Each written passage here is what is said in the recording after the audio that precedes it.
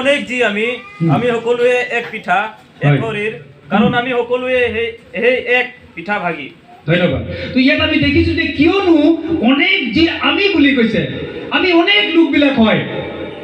আমি অনেক লোকবিলাক হয় আৰু আমি সকলোৱে এক পিঠা বুলি কৈছে এটা পিঠাৰ কথা ইয়াত কোৱা হৈছে এক শৰীৰৰ কথা কোৱা হৈছে কাৰণ আমি সকলোৱে এই এক পিঠাৰ ভাগি হয় বুলি কৈছে কিমানে আপোনালোকে লৰ্ড ছাপাৰ লয় প্ৰভুভোজ কিমানে খায় আমি সকলোৱে আমি প্ৰভুভোজ গ্ৰহণ কৰোঁ যেতিয়া প্ৰভুভোজ যেতিয়া নেকি আমাৰ ৰেফাৰেণ্টবিলাকে দিয়ে আমাৰ সকলোৰে কাৰণে বেলেগ বেলেগকে বনায় নেকি বেলেগ বেলেগকে বনায় নেকি প্ৰভুভোজটো প্ৰিপেয়াৰ কৰে নেকি একেটা পাত্ৰত বনায় না একেটা ব্ৰেড কি কৰে ভাঙে এই আমুকা আহিব গতিকে তাৰ কাৰণে এটা স্পেচিয়েল ব্ৰেড অনা হ'ব দেই প্ৰভুভোজৰ কাৰণে এই আমুক আহিব এই তেওঁবিলাক ইমান স্পেচিয়েল নহয় গতিকে তেওঁবিলাকৰ কাৰণে এই দোকানৰ পৰা এইটো মানে 10 টকীয়া ব্ৰেড আনি পেলাই তেওঁবিলাকক লৰ্ড ছাপাৰ দি দিয়ে তেনেকৈ হয় নেকি যদি 10 টকীয়া যদি ব্ৰেড আনে সকলোৰে কাৰণে আনে কাৰণ এক পিঠাৰ কথা আছে আমি সকলোৱে সেই এক পিঠাৰ আমি ভাগি হয় বুলি কৈছে এক পিঠা এক শৰীৰৰ আমি কি হয় বুলি কৈছে ভাগি হয় বুলি কৈছে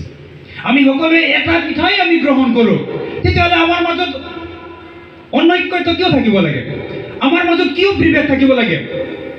কিয় আমাৰ মাজত অনাজৰ থাকিব লাগে বাইকৈ আমাক এইবিলাক শিকোৱাই নাই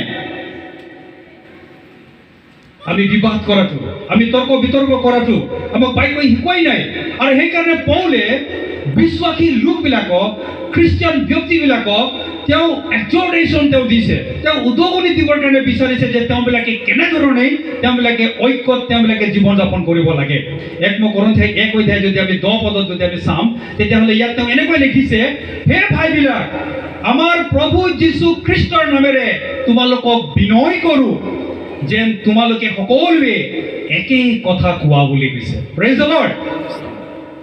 ইয়াত কি কৈছে যে একেই কথা কোৱা বুলি কৈছে আৰু তোমালোকৰ মাজত বিভেদ নহওক বুলি কৈছে বিভেদ নহওক বুলি কৈছে আৰু কি কৈছে কিন্তু একেই মনে আৰু একেই বিবেচনাত সিদ্ধ হৈ যোৱা বুলি কৈছে কেনেকৈ চাওক কেনেকৈ তেওঁ আহ্বান কৰিছে হে ভাইবিলাক বুলি কৈছে আমাৰ প্ৰভু যীশু খ্ৰীষ্টৰ নামেৰে মই তোমালোকক বিনয় কৰোঁ বুলি কৈছে বিনয় কিমান নম্ৰতাৰে তেওঁ বিশ্বাসী লোকবিলাকক তেওঁ অনুৰোধ কৰিছে তেওঁ আহ্বান কৰিছে তেওঁবিলাকক তেওঁ উদগাইছে যে আমি কি কৰিব লাগে বুলি কৈছে যে আমি সকলোৱে আমি এক কথা আমি ক'ব লাগে বুলি কৈছে কাৰণ আমি সকলোৱে এজন যীশুকে আমি গ্ৰহণ কৰিছোঁ না আমি বেলেগ বেলেগ যীশুক গ্ৰহণ কৰিছোঁ নেকি আমি বেলেগ বেলেগ যীশুক আমি গ্ৰহণ কৰা নাই আমি এজন যীশুকে আমি গ্ৰহণ কৰিছোঁ আৰু সেইকাৰণে আমি সকলোৱে আমি কি হ'ব লাগে আমি একেই কথা আমি ক'ব লাগে আমাৰ মাজত বিভেদ হ'ব নালাগে তৰ্ক বিতৰ্ক আমাৰ মাজত হ'ব নালাগে টনাজোৰা আমাৰ মাজত হ'ব নালাগে হয় কেতিয়াবা আমি কিবা বিষয় যেতিয়া আমাৰ মাজত যেতিয়া উদ্ভাৱন হয় আমি সেই বিষয়টোক আমি এটা ফাইনেল ডিচিশ্যন আনিবৰ কাৰণে আমি কেতিয়াবা আমি কথা আমি ক'ব লগা হয় উচিত কথাটো আমি বিবেচনা কৰিব লগা হয় সেই সময়ত হয়তো আমাৰ মাজত অকণমান হয়তো টনাজোৰা হ'ব পাৰে কাৰণ সকলোৰে মতটো হয়তো আমাক নিমিলিব পাৰে কিন্তু আমি এক মতত আমি ফাইনেলি আমি উপনীত হ'ব লাগে যদি আমি শেষত যদি আমি এটা মতত যদি আমি উপনীত হ'ব পৰা নাই তেতিয়াহ'লে আমাৰ মাজত কি আছে ডিবেট আছে আজি প্ৰগ্ৰাম আমি চাওঁ টিভিবিলাকত আমি চাওঁ ডিবেট প্ৰগ্ৰামবিলাক চাই নে নাচায় আপোনালোকে আজি চৰকাৰখন কোনে চলাই আছে বিজেপি চৰকাৰে চলাই আছে বিজেপি চৰকাৰৰ কাম কাজৰ ওপৰত কিছুমান মানে ডিবেট প্ৰগ্ৰামবিলাক কৰা হয় আমি মিডিয়াবিলাকত আমি দেখিবৰ কাৰণে পাইছোঁ তাতে বাকী বেলেগ বেলেগ মানে দলৰ মানুহবিলাক আহে আৰু তেওঁবিলাকৰ কি কৰিছে বৰ্তমান চৰকাৰে কি কৰিছে কি কৰা নাই সেই সকলো বিষয়বিলাকক লৈ পেলাই তেওঁবিলাকৰ মাজত টনাজোৰা যদি আজিৰ চৰকাৰে যদি কিবা এটা কৰিব পৰা নাই তেওঁবিলাকক যদি বাকী চৰকাৰবিলাক যদি দুখ যদি দি আছে তেওঁবিলাকক আঙুলিয়াই দেখুৱাই আছে আপোনালোকে এইটো কৰিব পৰা নাই সেইটো কৰিব পৰা নাই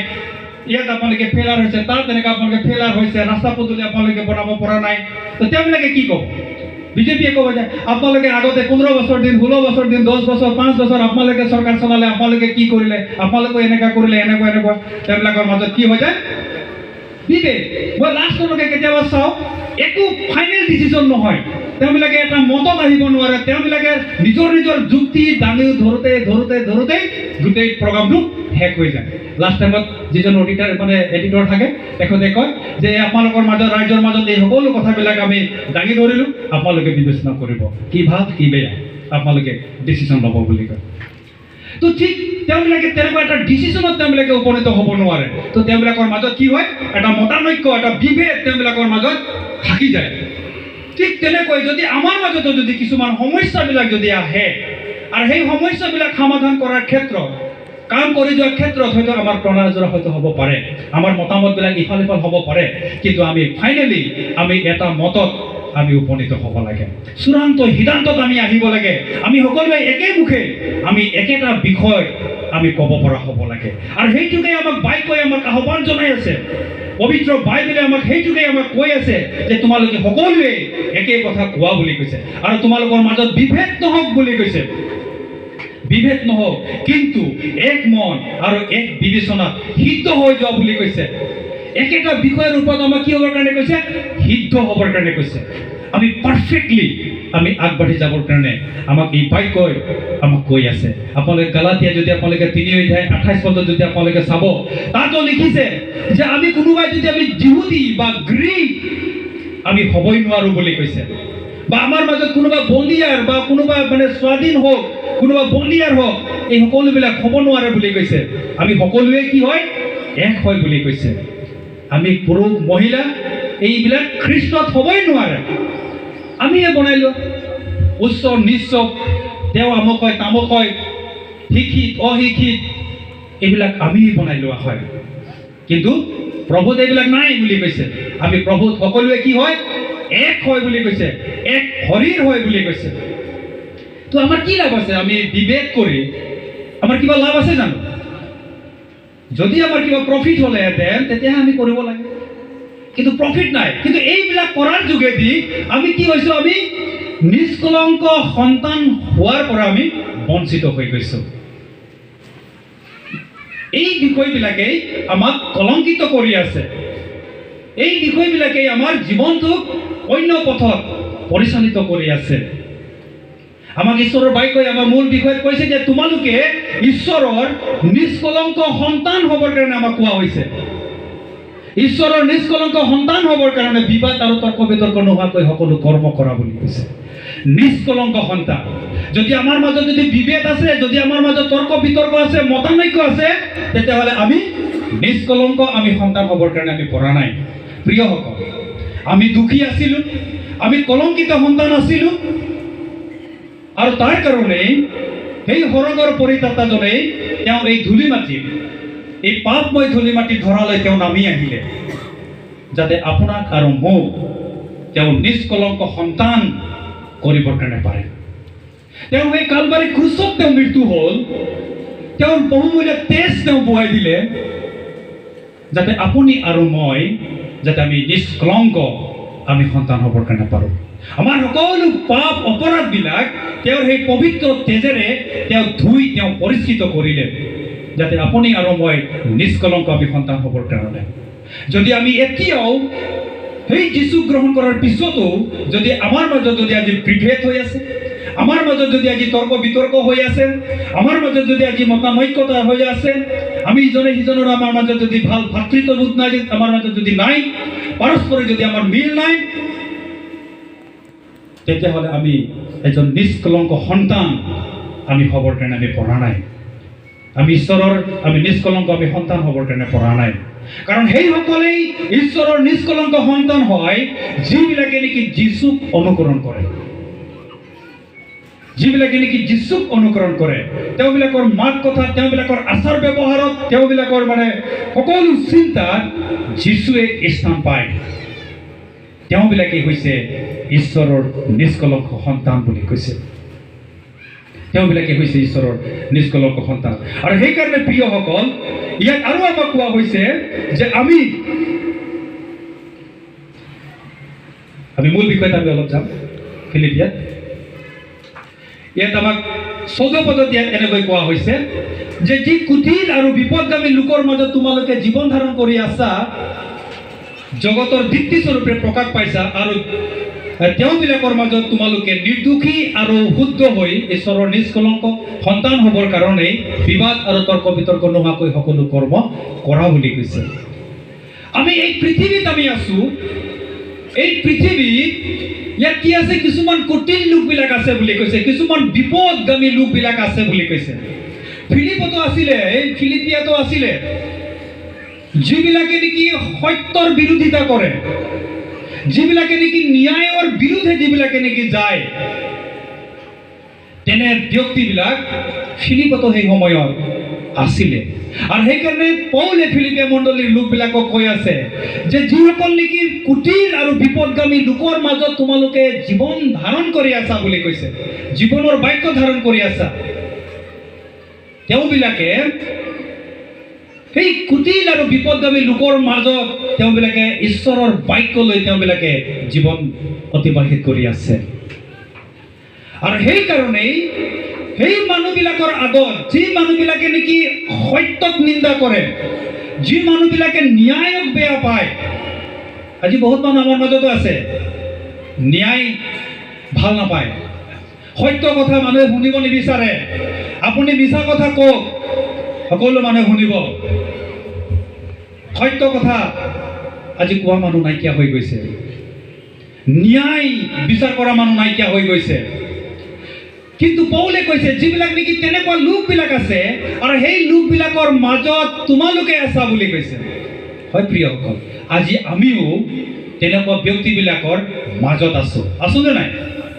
আমাৰ চাৰিওফালে তেনে ব্যক্তিবিলাকেৰে পৰিপূৰ্ণ হৈ আছে তাৰ মাজত আপুনি আৰু মই আছো পৌলে ফিলিপিয়া মানুহবিলাকক কৈছে যে তোমালোকে জীৱনৰ বাক্য ধাৰণ কৰি জগতত দীপ্তি স্বৰূপে প্ৰকাশ পাইছা বুলি কৈছে তেওঁবিলাকৰ মাজতো তেওঁবিলাকে ফিলিপিয়া মানুহবিলাকে কি হৈছে বুলি কৈছে তেওঁবিলাকৰ প্ৰকাশ পাইছে বুলি কৈছে দীপ্তি উদয় হৈছে তেওঁবিলাকৰ মাজত বুলি কৈছে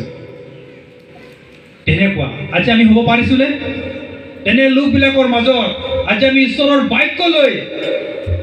আজি আমি নিজকে আমি পোহৰ আমি প্ৰকাশ কৰিবৰ কাৰণে পাৰিছোনে আমি জগতৰ আমি দীপ্তি স্বৰূপ আমি হ'বৰ কাৰণে আমি পাৰিছোনে আমি নিজকে আমি চিন্তা কৰোঁ কিন্তু তাত তেওঁবিলাকে তেনেকুৱাও আছিলে তেনেকুৱা তেওঁবিলাকে প্ৰকাশো পাইছে কিন্তু তথাপি কৈছে যে নিৰ্দোষী আৰু শুদ্ধ হৈ ঈশ্বৰৰ নিষ্কলংক সন্তান হ'বৰ কাৰণে বিবাদ আৰু তৰ্ক বিতৰ্ক নোহোৱাকৈ সকলো কৰ্ম কৰা বুলি কৈছে তথাপি তেওঁবিলাকৰ মাজত কিছুমান আহুৱা আছিলে কিন্তু প্ৰিয়সকল আমি আহুৱাৰে আমি পৰিপূৰ্ণ হৈ আছো আমি এই বাক্য আমি খুব আমি মনোযোগেৰে আমি হৃদয়ঙ্গম আমি কৰোঁ এই বাক্য আমাক কোৱা হৈছে আমি যাতে আমি ঈশ্বৰৰ বাক্য ধাৰণ কৰি এই জগতৰ যিবিলাক কুটিল লোকবিলাক আছে যিবিলাক নেকি বিপদগামী লোকবিলাক আছে যিবিলাকে ন্যায় যিবিলাকে ভাল নাপায় যিবিলাকে সত্যক ভাল নাপায় তেনে লোকবিলাকৰ মাজত আপুনি আৰু মই আছো খ্ৰীষ্টিয়ান ব্যক্তি হিচাপে আমি কেনেকৈ আছো